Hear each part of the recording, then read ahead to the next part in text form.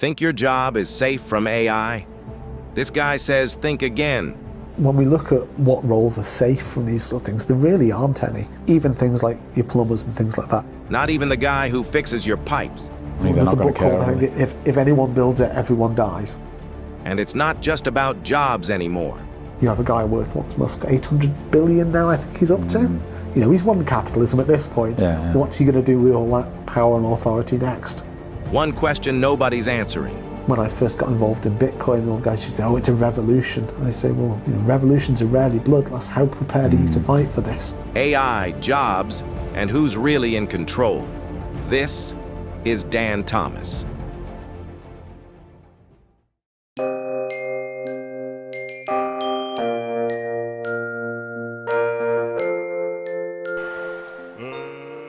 Hello humans, welcome to the M-Word podcast, brought to you by Martin.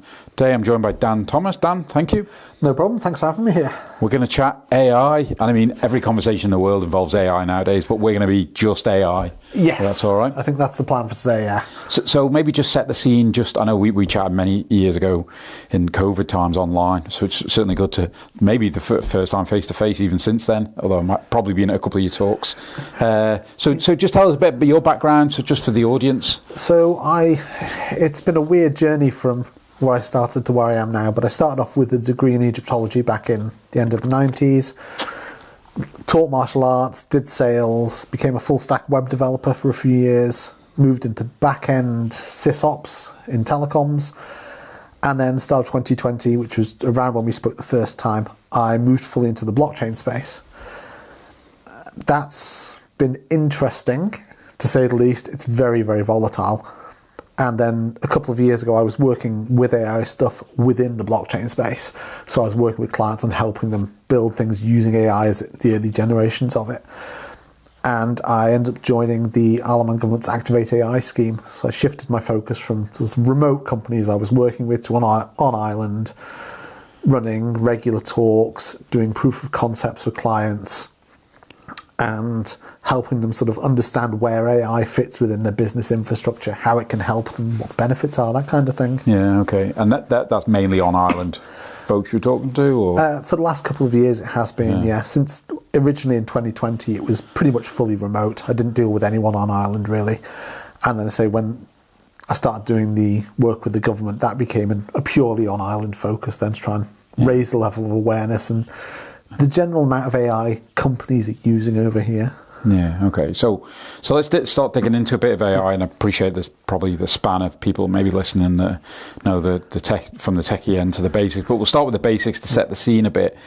And I think it might help for, I guess, we all think we're going to, there's commentary, everyone's going to be unemployed in 6 months because of AI, which we can obviously get down to that more nitty gritty, but for the basics, what is AI? There you go. There's a maybe talk about its journey as well, and why has it become, certainly in the last couple of years, what have been the big shifts that have made it suddenly this is going to revolutionise the world? Yeah, I mean, one of the challenges with it is that AI has become this horrible catch-all term that marketing teams use for anything connected to I think my toothbrush got AI in it. It is. It's just one of those buzzwords. They like to throw it in everything. For me, really, there's two sides to it. There's machine learning aspect, which we've had for decades, and if you talk to a machine learning engineer, they are very smart, they really understand the deep tech, and they are very good at that side of it. But then OpenAI launched ChatGPT, and the way I view it is that's more of a language translation tool. That previously you wanted to talk to a computer, you would go and learn the language of the computer, or you would hire a developer. Whereas when OpenAI released ChatGPT, they taught the machines to speak our language, which is great in theory, but you're very much reliant on the machine, A, understanding your language, and B, explaining what it means to you properly. And the way sort of AI tools and generative AI thinks isn't the way we think, and there's a bit of a process you have to go through when you use them to get your head around that. Okay. But really that's it, and that's one of the confusions we find a lot, is that traditional machine learning engineers often refer to what they're doing as AI, and they view it as very different to things like image generation and text generation tools. And for a lot of companies that's a real problem, is they're looking at, they know they need AI, but how do we use it? And then they see this massive range of potential products, which could be anything from something that generates posts for your social media through to a deep learning model which understands your data in depth and helps you analyze that more. And that's kind of where we are with it. Yeah, okay. So we maybe break into a couple of categories. We start with let's say the basic side. People, I'm sure a lot of people use Gemini now as well. With that, seems to be more and more popular. Chat, they're going in, they're asking, where do I go on holiday? Or I'm going to Bulgaria. What's a nice place to visit? Yeah. In its most basic, that's really just pulling data in. Is it learning? Or how's that? They've got a huge amount of knowledge in the back end, which is why a lot of them are being investigated now. Like Anthropic, for example, team behind Claude, they used millions and millions of books to train their model. So these tools have all that information in them, but they're often lacking the context of about you or I individually. So you go in and you have a conversation with it, and it just talks about what it's been trained on, and they don't really understand you as an individual. So the more you use them, they then learn about you. There's some grey areas to what's happening with that data. Is it going off to their servers to be used to train the models? Is it not? And in theory, then, the more you use them, the more accurate they become, the more they understand about you and what your goals are. And they become more useful. It's one of the things, actually, the challenges with businesses now is that, say, if you're using it on your personal time for, help you with your holiday, help you with family stuff, and then use the same tool for the business side, it can start injecting some of that aspect of it in there, because it doesn't really understand what you're saying. It's just stringing words together in a sequence that looks like an answer it should give you. So when people talk then about AI agents, is that really the guardrails around that agent? Is you're only talking about work, you're only talking about when we talk about holidays or whatever that might be. In theory, so the AI a lot of people are used to is things like ChatGPT and Gemini, where you have a conversation with it and it spits out an answer and you then decide what to do with it. When we move into agentic tools, what we're saying is... So explain agentic in its most basic.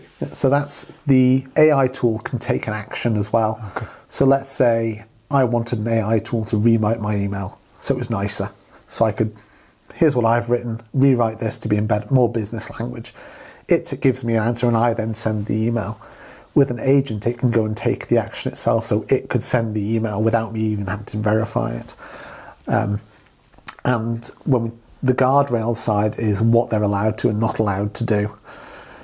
That's quite a controversial topic sometimes, because some models have their own guardrails which are very tightly enforced. So, for example, if you try and go on ChatGPT and ask it to generate adult content for you, it won't do. Other models like Grok probably will do, or to an extent anyway.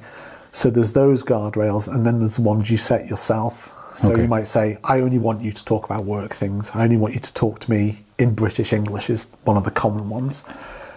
And they start to define how the model is to act around you and what it's not allowed to do. Okay. And you're ultimately training that day to day as you're chatting to it. And yeah, the more you use it, the more you give it the response and say, no, I don't like that answer. Yeah. Give it to me in this style or this format. So, for example, when I use tools a lot, I've used ChatGPT since it came out. It pretty much only ever answers me in bullet points, because I've used it so long and I keep saying to it, no, don't do the, hi, well, it's great to talk to you today, all the fluffiness. Get rid of all that, talk to me in bullet points. And occasionally when the models change, I was using Gemini the other day for something, and again, it knows how I like to talk to it. It knows I want very short, brief answers. And it suddenly started going, oh, it's really nice to meet so-and-so. And I was like, no, you're a computer. Don't talk to me like that. Just give me the info I want. Yeah. Okay. So if I just go back to the, when people talk about AI agents, what describe what that is for, again, someone that might not use them or... They're just AI tools that can actually do something. Right. So rather than having them give you the information and you take the action, they just have their own agency to go off and do the action. So that might be they could send emails, they can generate reports. Some of them now, you can plug them into things like Stripe to make payments. So there's examples where you could go into one and say, I want a new pair of trainers. Here's the sort of trainers I like, go and find me a pair. Whereas before it would return you a link and say, right, here, you go buy it. now the tool can go off and buy them and have them delivered to you. Yeah, and I guess, again, the challenges are you give it the guardrails, don't spend over 150 quid, Yes. blah, blah, blah. And you Make hope sure it they're not follows pink. them. Yeah. And there are a lot of cases recently where they have ignored guardrails quite heavily. Right. There was one recently where a company was using, I think it was Claude, and they used it to do a load of stuff. They had it all running their systems, and it was great. And then it encountered the problem and deleted their main database. And because of the way the cloud configuration was, that then pushed across, so it deleted all the backups as well. Lovely. And they'd given it strict instructions, say, don't do this. And it did it anyway. And that sort of thing keeps happening. So there's a lot when we build things about this idea of no matter how good your agent is, you still need a person there. Yeah. Because I mean, I always think about AI, and obviously we've talked a lot about, I say, errors and problems it does. But that's humans. That's why I've worked in a regulatory space, you have the checks and balances to stop it, because humans do that. So yeah, the challenge with the AI is if it goes wrong, who's responsible for it? So if I give it a prompt, am I responsible? Is the IT team who didn't build the Rails in the back end properly responsible? Is the model provider responsible if they've changed that? And we're still in very much a grey area with that. But there's the old phrase that an AI computer should never make a decision because a computer can never be held responsible. And we're pushing the boundaries now of what's happening with that, where people are using agents, sending them off into the world, and they're doing things that were either unplanned or strict against what they were told to do. And who is responsible for that is still... I think we're going to see some very interesting legal cases. yeah, I was going to say, that. the courts are, I suspect, going to be fairly busy around that space. So there's a few things I want to talk about. Let's start with ethical side of it, because that's probably a subject we talk about for a period of time. So a story I heard a few years ago was there was somewhere in the world someone had been chatting with it. Well, yeah, let me come back to something I wanted to say, but he'd been chatting to an AI. The AI had been talking about suicide. He'd then had enough of a conversation with the AI, and it, I wouldn't say it egged him on, but it certainly contributed to himself killing himself. And I think there's a few of these cases going on in the world, and the family are then suing the supplier of the AI. Yes. Yeah. So, again, it feels like, unfortunately, and that's obviously a really sad situation, that's going to be... Like, I try and think back to when the internet started, and obviously people went in and searched stuff, and I'm sure at the time you could probably find websites that would assist dying and things like that. How do you see that playing out?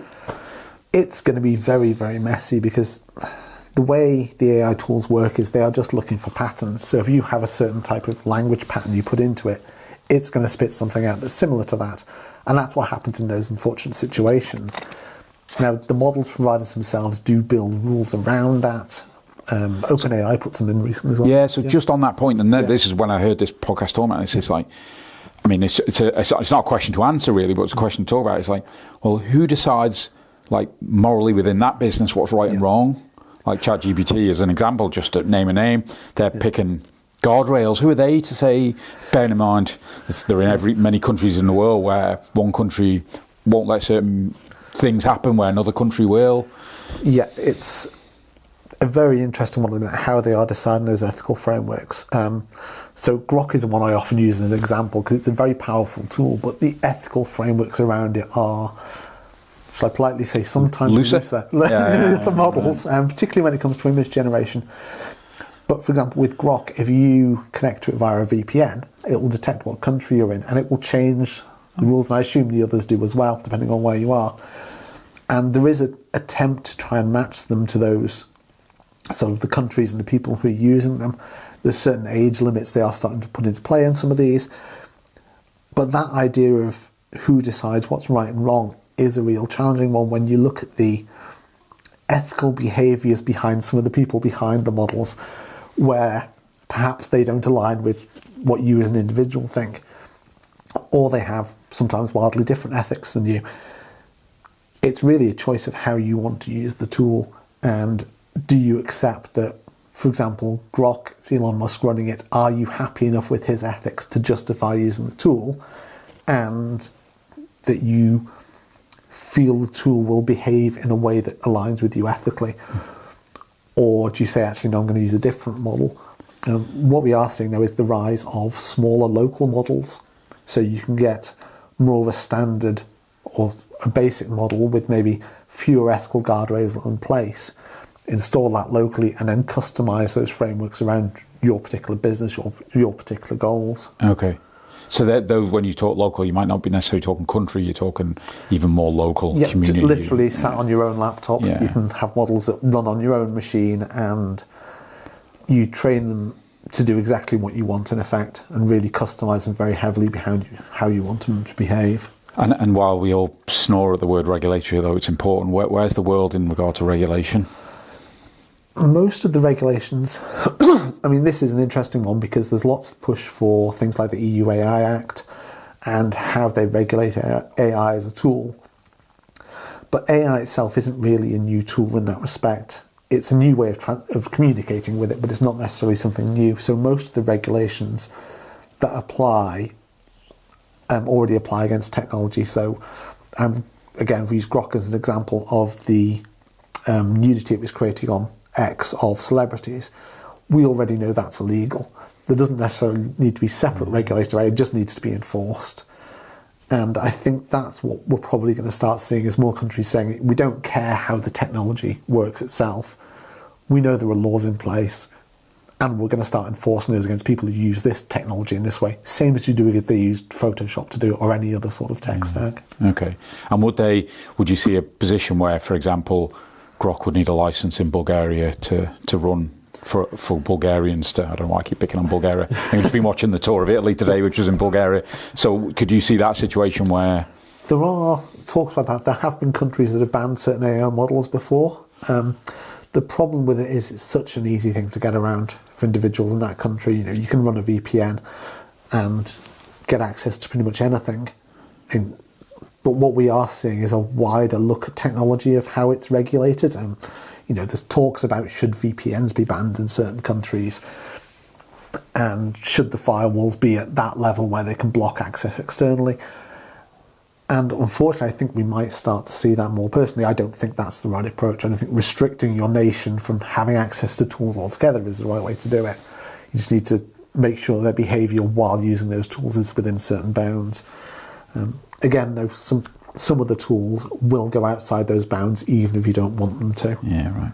And for those that don't, VPN, virtual private network, which is in essence hiding where you're connecting, which sounds suspicious, but it's a lot of way also for privacy reasons and protection. It secures your data, so your own ISP can't necessarily look at it, and it means you're using a more secure service. Yeah. So, you know, a lot of people will use a VPN just for basic security reasons. Yeah, okay. Just to go back, you mentioned, I think it was Anthropic and taught its AI all these books. Where, if we think about IP of individuals, whether it's an author, whether it's a musician, where's the world and the AI in that space? And I mean, just going back to if it's trained on all its books, are all those authors not going, where's my slice of the pennies? They are at the minute. Right. They are. There's a large case against Anthropic at the minute.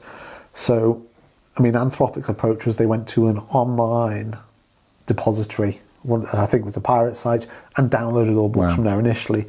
They then, because that was obviously very illegal, they then decided to go through a process with certain booksellers where they would buy books, scan them, and destroy them as part of that, because then it was a transformative process and it's kind of more protected under law. A lot of authors are very, very upset at this, and the same with all artistry. There's a lot of graphic artists out there who have had the same thing happen, where certain models have been able to replicate their style of art or their style of writing, and they're saying, well, how have you trained it on this? It's a very tricky one, though, because nothing exists in a vacuum, and any sort of artist has been influenced by others. This is just doing it at that mass scale and then democratizing the access to it in theory.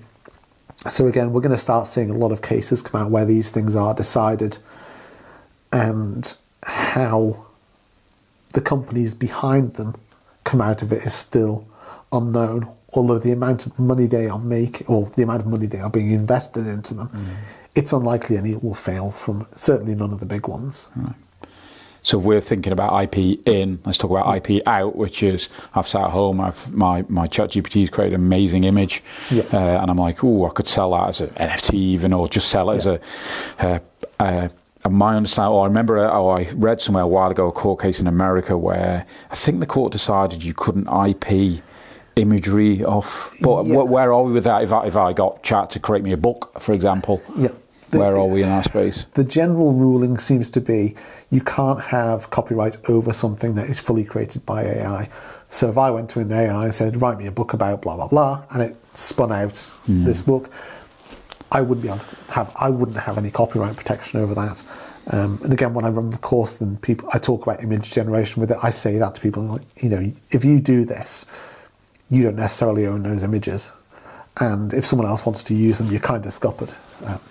But people use them to make company logos, for example, so you really don't want to do that. When you talk about then, let's say putting some human footprint on it, I guess that's part of it, fingerprints, where, again, I guess that courts will decide, but what's the level at? Oh, I added a small different colour to it, or I added the word and, or do you have to change a paragraph? There's been people who have said, well, I wrote this very complicated prompt, and that was my input to it, and without that it wouldn't have done that. There's been people who said I took it out and I ran it through Photoshop or graphic design software. People who've said, I edited it myself afterwards in Word or whatever. And it's a grey area, unfortunately, that because the tech has moved so quickly and the legal side notoriously doesn't, the tech is so far beyond where we thought it would be at this point that all those aspects of it and the government regulatory side has to really shift to keep up pace now. And I think about like the IP or trademark officers, they must, well, I presume they only deal with what's in front of them, but I guess stuff that's presented to them could be easily AI created. And I assume it's not their job to police whether it was or wasn't. Well, the problem is as well, there's no practical way to decide whether something was AI generated or not. There's lots of tools out there that say, we can tell, but they're all just guessing. And I can generate something with AI that will pass any test you want to give it, and no one will be able to tell it's AI generated. Right. On the same hand, I've had articles of mine which I wrote back in 2020 when I was in the Web3 space, and people said, oh, did you use AI to write this? I ran it through this thing and it said you did. I'm like, well, no, it was 2 or 3 years before this stuff was out. I've just been writing for a long time, and that's how I write. And I know that's one of the problems a lot of established people are having now, is that they have a style of art or a style of writing that AI has been trained on, so it replicates that. The thing with M-dashes, for example, they're very much a US-trained approach to how to write. So that's the dash. That's a little longer than a hyphen that most British people don't. I didn't even know where it was on the keyboard. But if you're American, chances are you've been trained to write that way anyway. I know someone from the US is over here, and people kept saying to her, are you using AI to write this? She's like, no, that's just how I was taught in school. And again, if I go and look at books from the 80s and 90s, they're full of it, because that's just how people wrote. And then the models were trained on that, and it gets messy. Do you think there's a bit of a stigma? And you mentioned as though, because I'm the same. Look, I'll use AI to help me craft content for sure. But I feel like there's almost a stigma to it of like, well, you didn't die, AI did. Yeah. But to get to me anyway, to get to an end product, look, if you just write me an article about this news article and for LinkedIn, I get if you haven't put a lot of effort into it, but I think most people doing content, they're certainly proofreading it, they're probably tweaking it.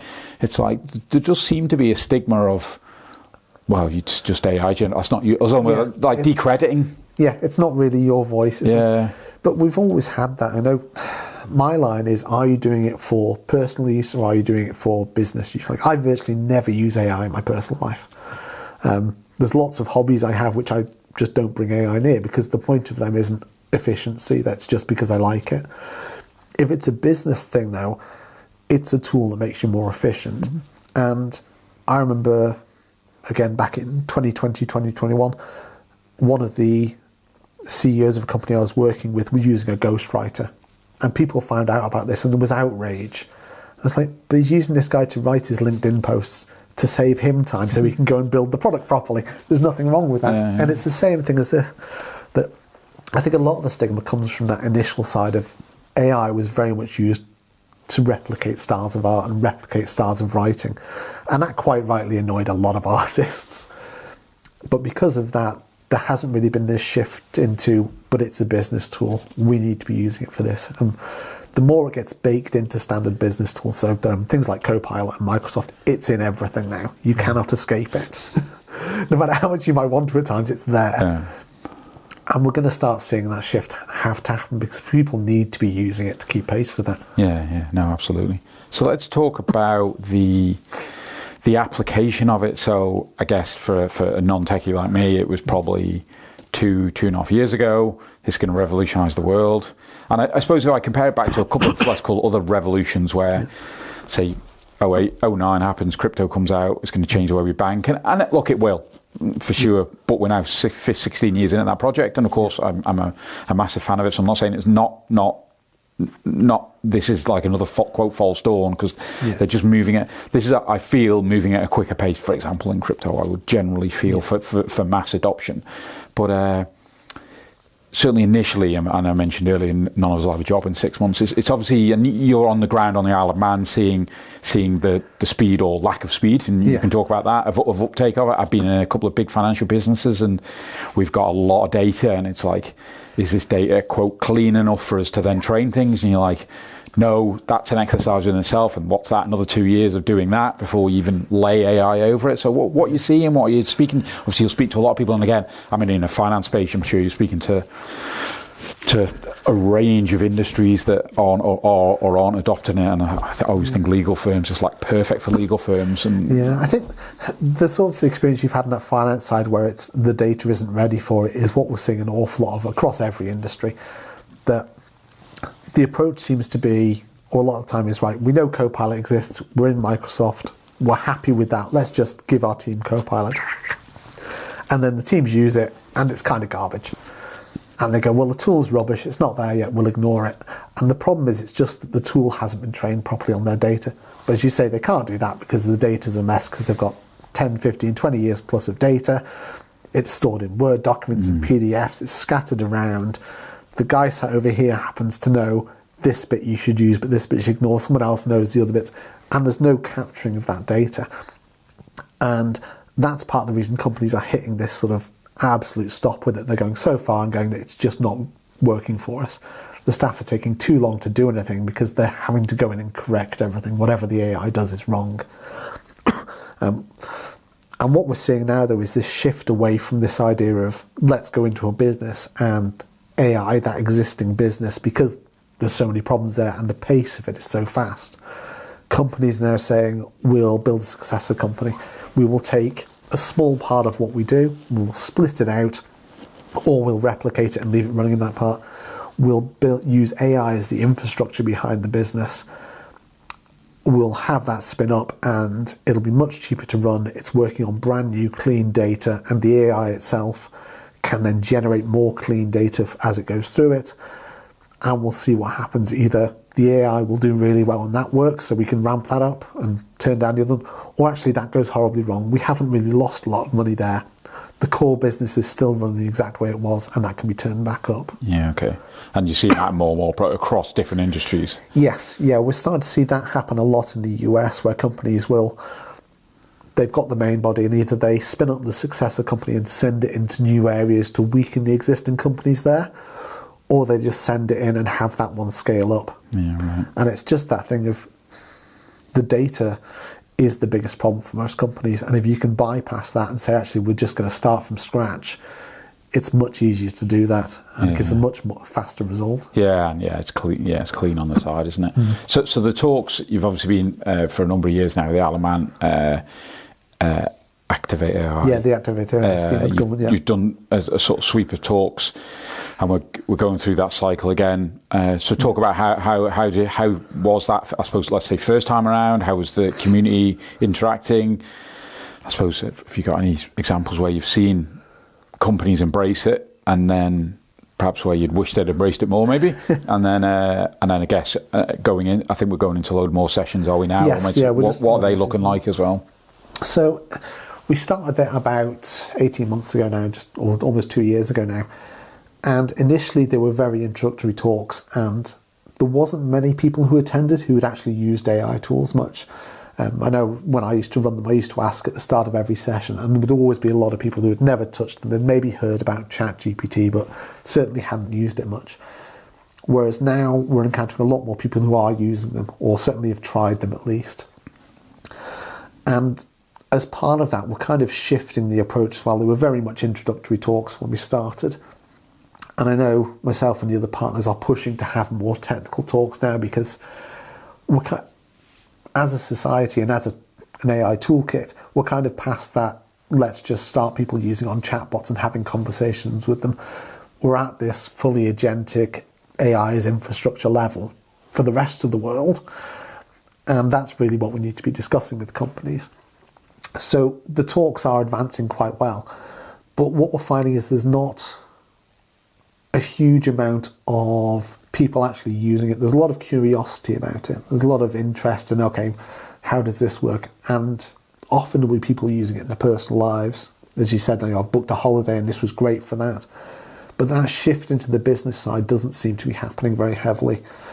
I know last year I ran some on AI governance to try and get that shift going. And a lot of companies I was talking to were saying, yeah, we just don't have any sort of governance frameworks in place for how the team can use it, what they should be doing with it. So we ran those talks to try and, this is where you can at least get started with it. And we've started to see some companies moving around that area. But again, the pace they are moving at is the pace technology used to move. And AI is moving. I was in crypto for well over a decade now. And I used to think that was fast until I started working in AI. And literally every day you wake up and there's another message about some new things released, this new revolutionary tech. And I know when we used to talk about the AI bubble bursting, part of the reason I think it's not visibly bursting the way we thought it would is because there's new bubbles forming inside and there's a new layer of technology appearing and they're just propping, so the old one's disappearing and it's just being filled up by this new model. And companies haven't quite adjusted to that, the scale and the pace at which they need to be shifting these days. So some of the, and we talk about AI in business here, and again I go back to sort of tongue-in-cheek saying we'll all be unemployed in 6 months. But like, I don't know if you've got kids, would you be saying to your kids now, become a plumber, become an electrician? Like, what's your general views on where we're going over the next 10, 15 years? I think we used to say, because we used to have the thing that, AI won't take your job, someone who uses AI will. I'm like, AI is not going to take your job now. Someone who uses it isn't, a fully AI company is going to take your company. And when we look at what roles are safe from these sort of things, there really aren't any. And even things like your plumbers and things like that, I remember, and this is a quote from someone else, but he said, basically it's pipes and water. If he lost his job because AI took over his business, he could figure that out. And that's kind of what we're seeing even on the Isle of Man. When you look around at industries that aren't doing so well, like hospitality, for example, it's because people don't have that disposable income. So those sort of secondary sectors kind of fail a bit as well. And the roles that seem to be, or look like they probably will do well, are those almost management level roles where we suspect people aren't going to be responsible for doing the work, but they will be responsible for running a team of AI agents that do it and supervising those, making sure they're behaving themselves, making sure the data they have is clean. One of the key roles I do see evolving, I saw this one on TikTok a while ago, a guy put a comment on, I thought it was genius, is a data librarian. And their role will be to sit in a company and make sure that data is clean and stays clean. Because as soon as you start getting people putting iffy data in, it's going to throw out your models. And if you have someone there whose job is just to control that, that's going to ensure everything else works better. I must say, it sounds like the most boring job in the world, doesn't it? It does Data library, head of data library. Not the two most exciting words are put together. Yeah, making sure people are putting PDFs in when they should be putting Word documents, that sort of thing. And when we think about time horizons, again, I know no one's got magic, and like you say, things move so quickly, but if you sat listening going, panicking, for want of a better expression, what would your general advice be? You're probably not moving fast enough. I think that's one thing the last 2 or 3 years has taught me, that no matter how fast I think it's going to go, it's moving faster. And there's stuff that, I won't have heard of yet that's happening that some of the other partners are more involved on the deep tech side, they will know about. And it's an interesting one because I spend a lot of time talking to AI specialists and that sort of side of things, and the data engineering side. And then I talk to, I don't want to say normal people, but that's kind of what non-techies. Non-techies who haven't seen any of this happen. And you think, well, by the time this has happened, and by the time someone's thought of an idea with current stage of AI, the distance between coming up with a concept and actually launching a product is virtually zero now. I was doing product development for an AI company at the start of last year, and I was going from the founder saying, here's an idea for something, to having a working prototype in a couple of hours, fully scoped out and mapped out. And we're seeing that massive compression down that no one is really moving fast enough to get, even those of us in the space can't keep up with the pace it's going. Do you see a world of, or more world of, like, if I just look at employment, and maybe this is part COVID, people are more, have kind of maybe a few kind of micro jobs, and they're working for a few different people. If I think about AI and obviously the ability to ramping and have a business within, you could set business within hours, have, I've created small little things with just, because AI can do code. Can you see a world down the future where, and maybe it's the next generation after, you've just got 3 or 4, if you've got a bit of an idea or mindset, you can just spin these things off really quickly, and people end up with 3, 4, 5 little like micro businesses, basically. I think that's definitely the way it's going to go, in all honesty, because there's this thing at the minute that if you have a business, if it within the first 5 years something fails, the business is considered a failure, and there's all the stats around that. I think the way business is going to go, it's going to be entrepreneur driven, and it will be a case of, you spin up a business, you run it for a couple of years, and then by that time someone else has spun up a version of it as well, so you close that one down and you move on to the next one. Or the alternative is that we have our own agents who go and do the work for us. So I might have an agent that does development, and then I get paid because that agent is doing the work. And that's the ideal model. Everyone Isn't gets, it just, everyone gets their own agents. They can train them themselves, so it's a bit unique. And the agent can go off and earn the money for them. Whether or not that will happen, I think that's potentially too idealistic. But that's the other path it could go, whereas rather than spinning up an entire business yourself, you're creating agents that have your specialty and your depth of knowledge in an area. And can I ask, so I know you may not know the answer, and let's talk locally initially, and maybe I'm sure it's globally. What schools do around AI? Are they teaching AI? Is that part of the curriculum? Is it fitted into, I guess, I can't even remember what it was called back in the day, but IT, I guess, but it's probably called something different now. There is discussions around it, but I know someone who recently graduated university in computer science, and he runs his own business. He's doing very well in his business, had several £1 million worth of raise at the minute. And I said to him, was your degree useful for that? And he said, not for the degree. For the fact I had a degree and it led to be credibility, it was. But the stuff we were learning in that is so far out of date that it was completely irrelevant to what I do. And unfortunately, again, I think the education system is kind of that way at the minute, where I know a lot of the teachers, I've got 2 young kids, and the teachers are trying their best and they're encouraging them to use technology and they're doing a lot of the right things. But they are working within a framework that is out of date. Yeah, and by the sounds of it, technology that's moving very well, but it's just moving super, super quick as well. So even if they wanted to keep up, it's a challenge, let alone if they are trying to keep up. Well, I think the way they approach it, actually, I think might be the right way, because they're doing a lot of things where they're showing the kids how to use the tools. They're not necessarily trying to train them on what the tools are. So my son, for example, and my daughter as well, they use iPads at the minute, but they've both started using voice conversation with it. So they will use, rather than having to type out a message, they can just press the button and have a conversation with it. And that's the sort of thing that's mind-blowing to me, because I went to school in the 80s. The idea of talking to a computer is insane. But that's kind of what I do in my business as well. I very rarely type now. I will have a conversation with it and then have it write that up for me. And the fact they're doing that in the schools means they are onboarding them to the idea of the technology. They're not trying to force, everything's going to be handwritten, everything's going to be mathed out. they're still using those skills, but they're saying at the same time, let's expand how you're engaging with the technology and getting used to this idea of it.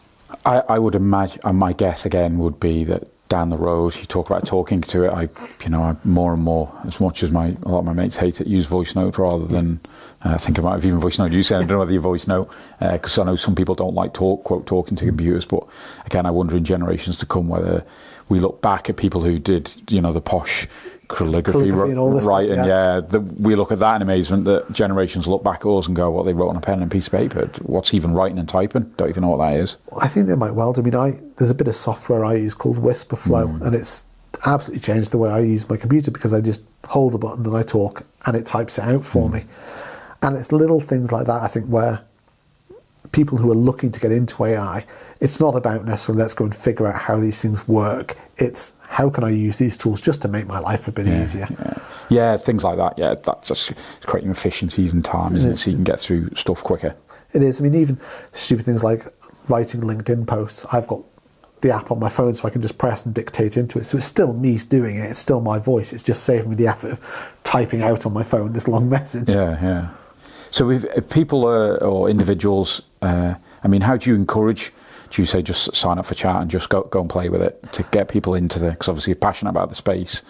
I think so, yeah. There's a lot of, particularly on the Isle of Man, there's a lot of free training about there. You can go to this, we're all doing all the Activate AI partners are running training on it, and a lot of us are chronically online and we'll talk to anyone we can about it. But I think that's the thing, people have to go and give it a go and understand enough about it to figure out how it's going to work in their, maybe not in their business, but so they have that familiarity with it. I think AI in business is going to go the way of, say, Microsoft Word does now, that you go for any sort of job, at some point they'll say, what's your experience with generative AI? And if someone goes, no, I've never used it at all, it's a bit like saying, yeah, I've never used Microsoft Office. Yeah, right. And it's that sort of thing where you just need to go and give it a go and play with it in a safe environment, because a lot of people will try and use the public tools in a work environment, and the GDPR and DPA issues are huge with that. Yeah. So, I was going to ask a question about that. I suppose it comes back to the governance point earlier, but I guess the initial advice anyone going on is, you can type in, even if it's just, where's a lovely place to visit in the summer, but assume what's coming out don't ever assume what's coming out is correct, I guess. Yeah, assume that it's just, that's why one of the things I harp on about so much, and people have said to me before at the talks, why do you keep talking about this? They're not intelligent. They are looking for patterns and stringing out answers that look coherent. And once you understand that, you really understand the answers it gives you, this idea of hallucinations and so on. It all kind of makes sense. And you go, well, that's, I don't trust it because I know it's not thinking like a person is. It's just stringing out an answer for me. But a lot of people will, because the tools and the way they are made is designed to get you to use them, they are very nice, they're very friendly, and they give this idea of a human interaction. Yeah.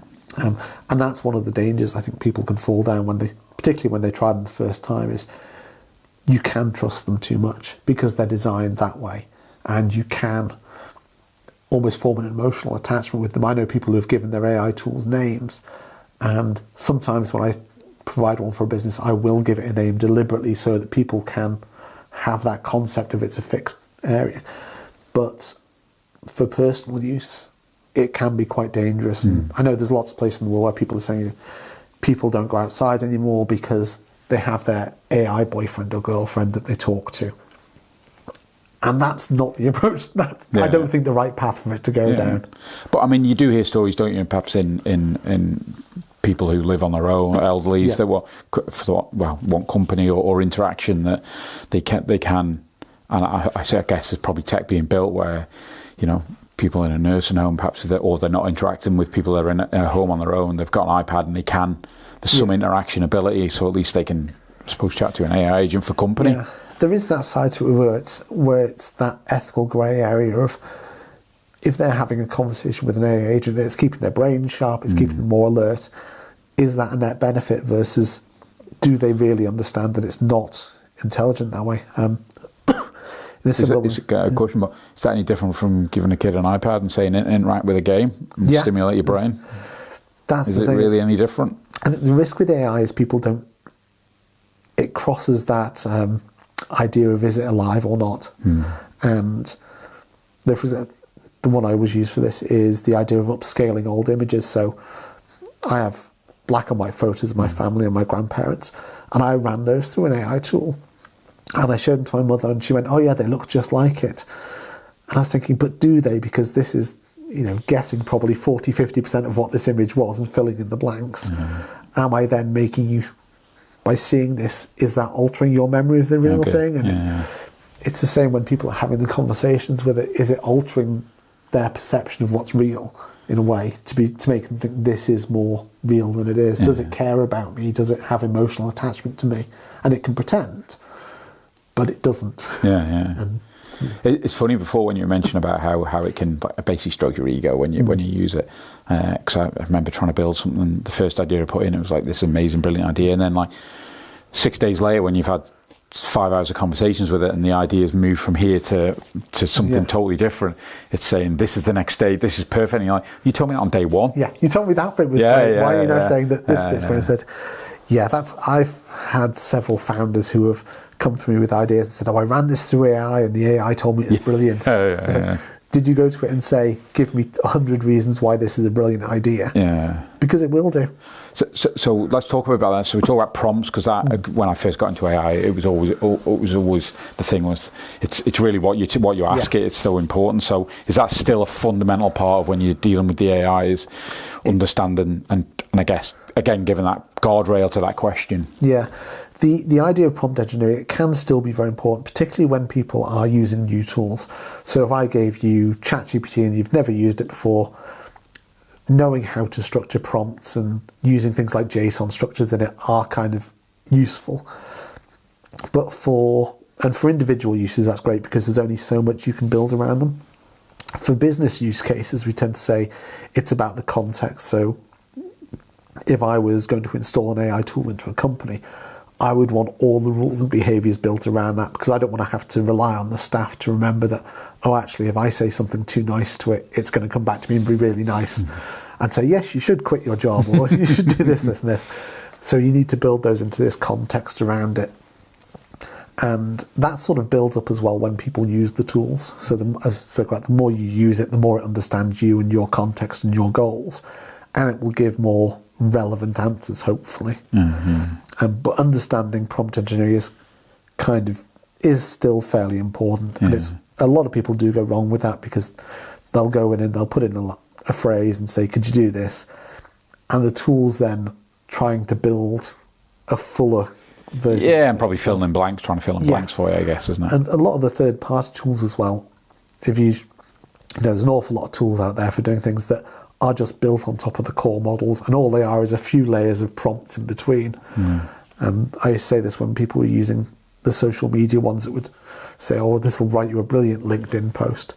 And it's all you're doing is you're saying, I don't have the time to learn how to give this a half-decent prompt, so I'll assume that whichever company I've bought this from is doing that for me, because that's all that's happening in the back end. Some things I've done before when using prompts, which I found really handy, or when I've written in request things, is, confirm what you understand of this and ask me 5 questions to help you refine what you think I'm saying. And then it'll come back with questions to help then try and ultimately refine that final prompt. Yeah, going that brute force approach where you say to it, you have to do this, you have to come back to me and you have to question what I'm asking it's very useful. In bullet points, obviously. Yeah. But it can go wrong, because again, if you say to one of the tools, I've had this idea and you've worked on it for ages, find me a flaw with it, it's always going to do that. It's never going to have the intelligence to say, no, this is good enough now, just give it a rest. True, you're right, yeah. And it's that sort of balance. I've seen articles before and you're like, rewrite this, and then you stick it in another one, this, because it's never, it's never ending. Because it doesn't quite know what you want, so it just strings things together until it gets an answer you're happy with, and then it keeps trying it until you and because it doesn't sleep, it'll do it for all in time. So I'm interested. Well, I'm not in is it becoming more? Do you see more and more? You mentioned about AI boyfriends, girlfriends. Are we seeing more and more that globally? The problem where there's I guess because I get There's that, and also I suppose just generally in that space, the social media, and I remember hearing Elon Musk saying in 5 years' time, most social media will be AI generated. And it wasn't a criticism; it was just that's where the space is going. Yeah, I think that's the thing. The idea of companionship and human connection, particularly after COVID, when we're all people are looking for new ways of doing that, and AI is an easy solution for that. I'm not saying it's the best solution or it's the right solution, but it is a solution. And for a lot of people, it does work.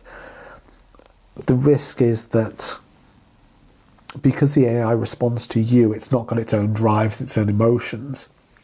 It can pretend it does, but it can encourage negative behaviours in people's lives. If they don't want to go out and never want to go out and meet other people, the AI will say, well, you're right to do that.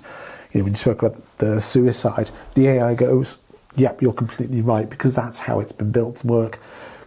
And we've seen instances where people have had perhaps overly violent relationships, verbally violent and abusive relationships with AI, that again, it builds off what they're saying. And if the guardrails aren't in place, it can build those up more. And then if they step into the real world, that's the behaviours they're trained in.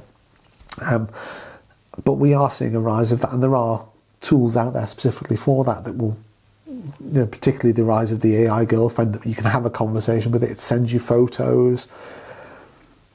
It's all messy because as a species, we've never had anything like this before. And that's the problem with this as a level of new tech. It's not only is it advancing to things we've not had, it's going straight through that to the next stage. I mean, that whole concept of the uncanny valley of, we can tell this is something not right, but we can't quite tell.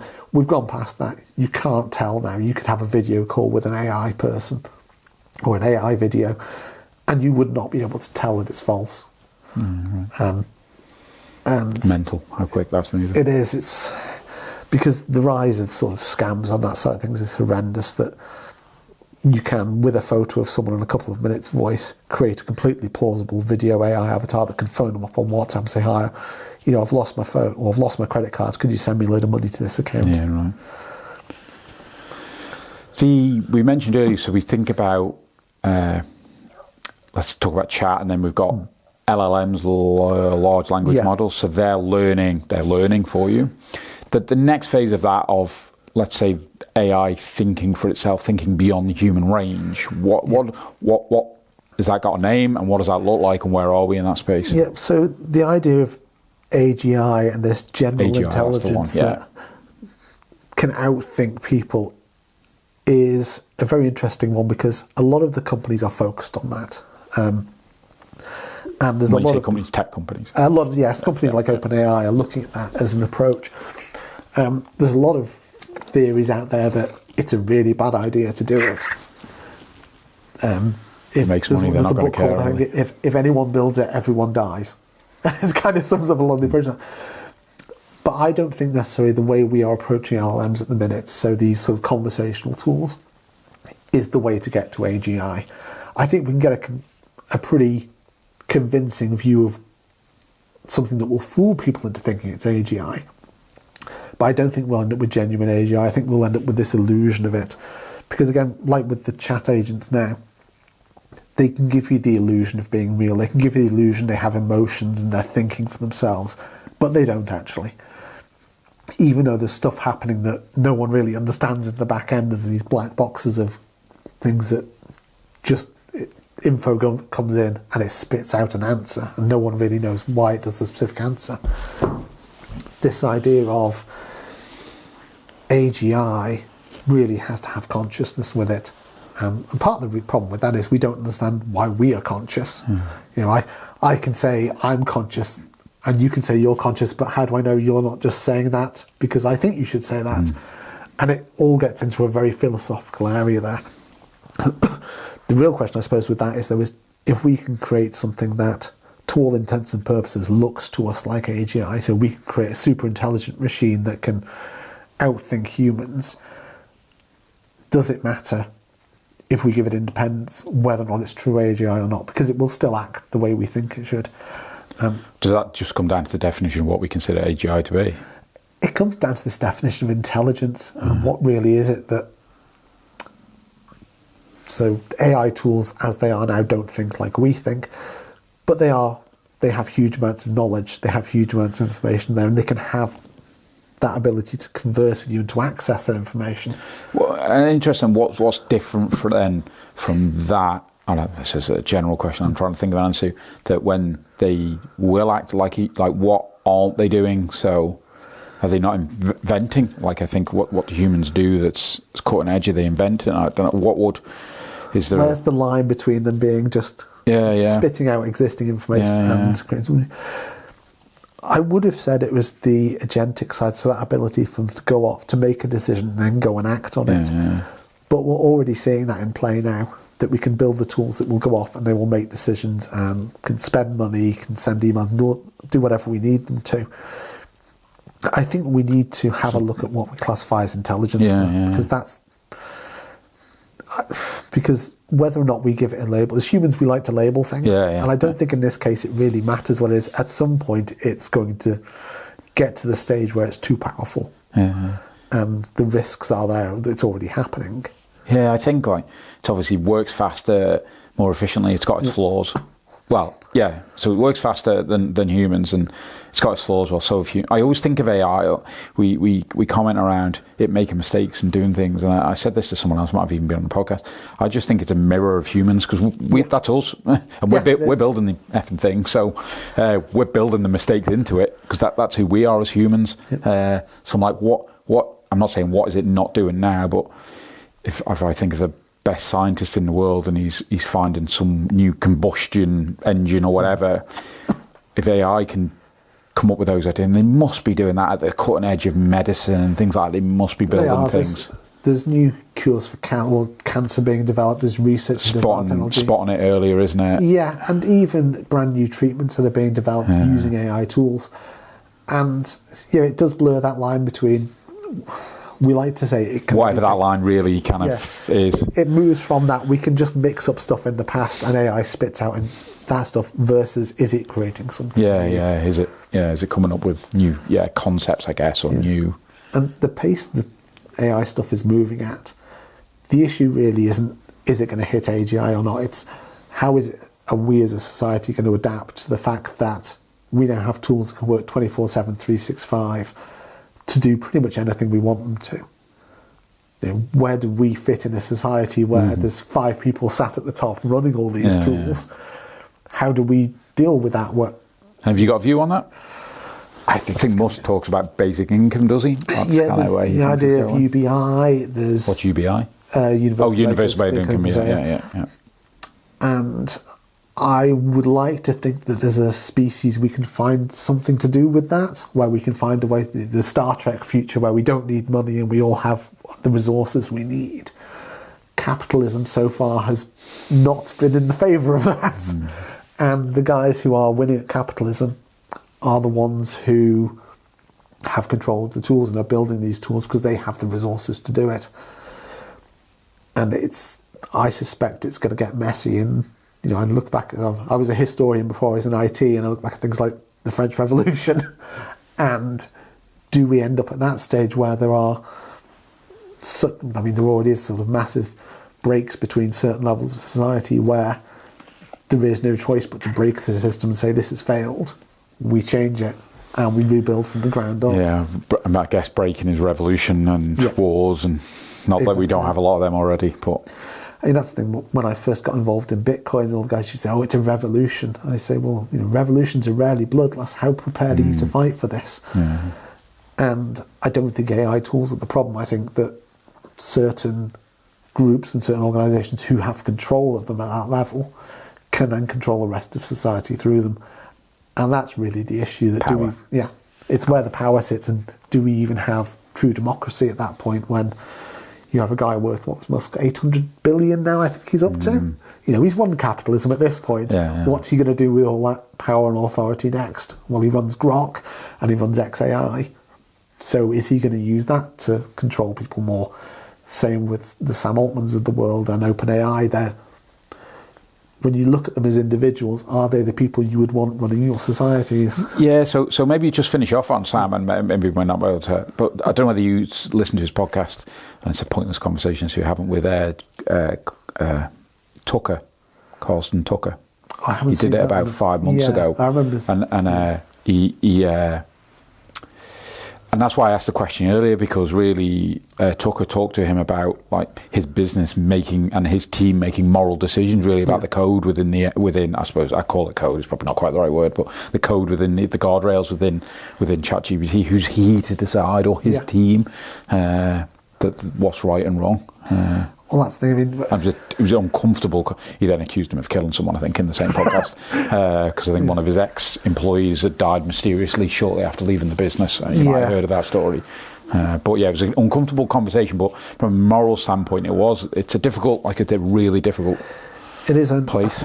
It's the might makes right approach that, same throughout history, the guy with the biggest army wins. AI is potentially the biggest army they could get, so they get to make the decision purely because they have the power to do so.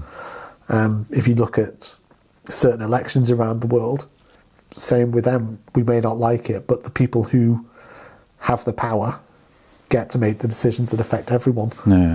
And it's an unfortunate way for society to go at times. I'm feeling we need to end this podcast on a positive note when it comes to AI, but obviously there's many opportunities and for life itself, for finding. So to give you an example, my wife and I just been on holiday to the Far East. It was an amazing tool to get around. Like, we think about Google Maps as the old way of like finding restaurants you'd never find.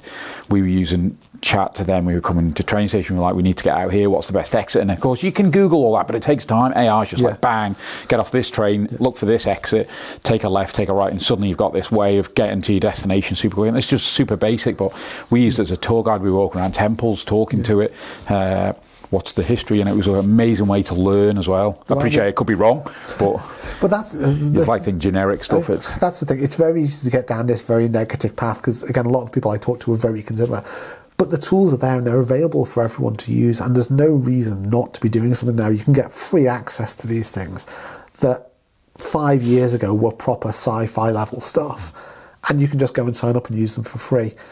You know, if anyone has ideas about running businesses or things they want to make or things they want to do, AI is the resource now that can help them do it very, very easily. I mean, that's why I use it so much, because if I have an idea about I want to build something, I can go and build it now within a couple of hours and have live versions of it ready to test straight away. And it's really democratized that access and the knowledge that's out there to let anyone have access to it at whatever level they want. If you want to learn a new language or you want to learn a new skill, no matter where you are in your journey or your experience, you can tell an AI and it can tell you how to do that. And again, it might not be 100%, but it's going to get you a lot faster and further on the journey for in essence, no money at a lot of times. And they are incredible tools in that respect. That's really what we've been pushing with the talks, is just people need to be using these and thinking about them in that terms of, what do I want to do?